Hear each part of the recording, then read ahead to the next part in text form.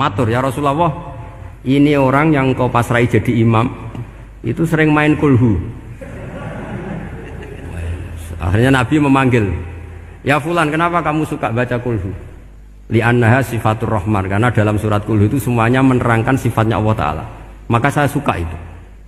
Nabi saat itu juga dapat wahyu, ya Muhammad, kasih tahu orang itu, inni uhibbu, saya suka dia karena dia suka kulhu. Wah, itu aja hafalkan itu. Jadi itu riwayat yang lebih menggembirakan itu. Jadi tidak usah tabarak, cukup apa? Kulhu. Dan itu lebih mutawatir. Makanya dalam legenda dunia kiai itu kan ini ada cucunya Sayyidina Ali.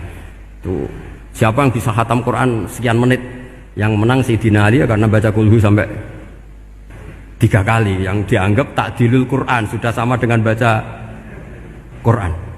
Jadi ini ijazah terakhir, ini jadi porsinya tambah turun. Saya itu suka, saya itu punya banyak penggemar lah di Jogja, di Jakarta. Memang agama ini harus mudah. Saya itu kalau baca kulhu itu sampai nangis. Nangis saya bukan karena faham atau haru, itu enggak. Sebaik itu Allah, masa gara-gara hafal kulhu, main kulhu dicintainya? Ya karena memang Allah itu benar-benar zat yang baik. Makanya saya punya teman itu kurang ajarnya, Masya Allah, kalau tes ditanya rukun Islam berapa, nawakidul wudhu berapa, muftitatus sholat berapa, semuanya dijawab la ilaha illallah. Terakhir ditulis kafir Pak, sama anak nyalano iki. Nyalano la ilaha illallah kafir apa enggak? Gurunya bingung kan akhir. Di ek iku la ilaha illallah kok di ek. Akhirnya bocah diceluk, "Cung maksud piye? Mun sampean wani ngeek Pak, kafir Pak." Akhirnya sugahno ribet-ribet. Pertanyaan apa tuh? Ma mubtilatus sholat la ilaha illallah. Nah gitu wudu ya. Tapi jangan tiru lho. Lah gurune kok pengen gak wani, kafir. Siapa yang berani ngeek la ilaha illallah? Ya ana meneh sing mbuweling. Angin belinge ku disurati wong tuane. Kula nu mondok sarang era kuno, dadi ijek lugu wong. Surati wong tuane, kowe gak susah, wong tuamu disurati. Tenang ya Gus, bapakku buta huruf. Dadi wis disurati, gak ngefek wong bapake buta huruf. Nah, di Islam, saya ulang lagi, di Islam, dengan tanda kutip kesalahan-kesalahan kecil gini ku zaman Nabi, sahabatnya Nabi, iku kabeh ku dadi berkah. Makanya enggak ada ilmu sebarokah kayak zaman Nabi. Wong goblok wae jadi berkah. Sampai Nabi ngendikan aksaru ahlil jannah al-bulu, akeh-akeh penduduk swarga iku wong goblok. Mergo wong goblok iku piye? Apa dimangkeli iku ya gaweane pangeran. Nabi itu pernah disomasi wong goblok. Itu ya piye? Nabi kan cerita kiamat tuh gini. Yang kemarin enggak jadi itu. Terus kiamat di Indonesia kan berapa kali ya? 999 terus 2000 berapa? 12 terus Jumat apa kan sering mau ada kiamat tuh. Saya sering ditanya tamu, Gus, ngenteni kiamat teng putih. Entah ini ngene barang aku aneh-aneh. Ngkarwan layak alamuha illahu bokas bakas. Nak misalnya tenan piye Gus? Ya tenan sing enek kowe sik, anak aku gak. Wah sesuk tajak ngenteni kiamat ora sida kiamat. Aneh-aneh. Saya ulang lagi. Ketika Nabi cerita dasarnya kiamat itu sahabat itu nggak mikir, padahal mereka orang-orang pinter. Si mikir wong desa Mas. Ya Rasulullah mata sa'ah, engkau itu cerita kiamat terus tapi nggak jelas tanggalnya. Lalu itu kapan? Wah kaget sahabat, oh, pinter juga. Kalau cerita itu ada tanggalnya dong. Ini kan cerita terus tapi nggak jelas tanggalnya. Apa diamuk wong desa?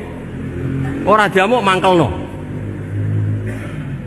Nabi meneruskan tentang ahwalil kiamah, masih nerangkan ahwalil kiamah. Dibaleni lagi. Ya Rasulullah mata sa'ah. Lalu kiamat itu kapan? Ini kalau ijazai, jadi bodoh tapi untuk ridhanya Allah Ta'ala. Ampun. Kalau lah kadang jadi pinter gue nyesal. Ribet. Dikongkonan dikongkon Pak Najib barang ini akhirnya. Gara-gara pinter. Padahal kok ya wong bodoh lah mlebu swarga, ribet kan? Direwangi dadi wong alim, sebelum kok wong bodone ya melok mlebu swarga. Wong gelombang kedua itu pengumumannya siapa pencinta Nabi, pencinta wong alim masuk swarga. Yang pertama seleksinya agak ketat, yang kedua itu ya Muhibbin mun cukup mun. Jadi sebenarnya swarga ya ketemu wong ra jelas-jelas nih. Wah repot ya. Akhirnya ketika Nabi gak jawab, sahabat itu banyak yang analisis kariha maqala, lam yasma, ada yang bilang lam yasma, memang Nabi tidak dengar. Ada yang analisis sami'a wa kariha maqala, sebenarnya Nabi itu dengar tapi gak suka karena pas khutbah di-cut, masih diinterupsi. Karena diulang-ulang lagi akhirnya akhirnya Arabi tadi mengulang-ulang lagi, akhirnya Nabi jawab. Karena Nabi itu orang yang sangat pintar, jawabnya ma'atatalaha, kamu kok berani tanya kiamat kapan, persiapan kamu apa?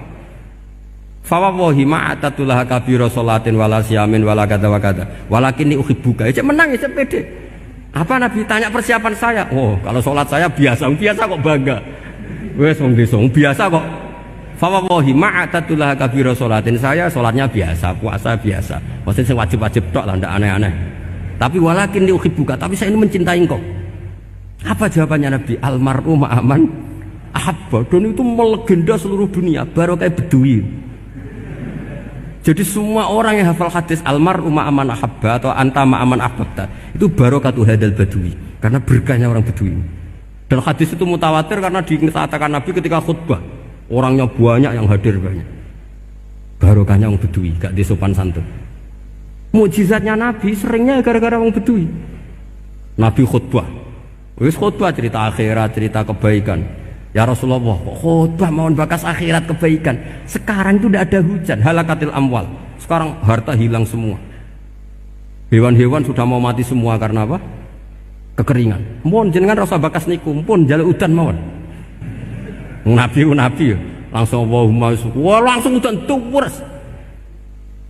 Nak jari ulama lah, Nabi berodok gelos putih udan seminggu nganti akhirnya sapi ini aku gak mati krono kehausan tapi kelentir. Parani nih Nabi, ini ora krasa salah paren ya Rasulullah. Wong kula njuk donga udan ben ra mati, saiki mati tenggelam. Mun lereni santai weh. Dan saya minta doa hujan supaya hewan-hewan itu bisa minum dan seger. Dan ini malah dok kelentir. Akhirnya Nabi itu nuruti meneng. Allahumma hawalena wala alena Allahumma alal akam wa dzirab terus. Di wong desa. Betapa barokahnya wong desa iki orang tahu. Betapa Rasulullah itu sekali ngendikan alam itu harus tunduk. Jadi min mu'jizati Rasulullah sallallahu alaihi wasallam itu sekali ngendikan alam itu harus ngikuti. Jadi Nabi misalnya ngendikan hujan, itu panitia hujan, malaikat hujan harus nuruti. Nabi ngendikan berhenti juga harus berhenti.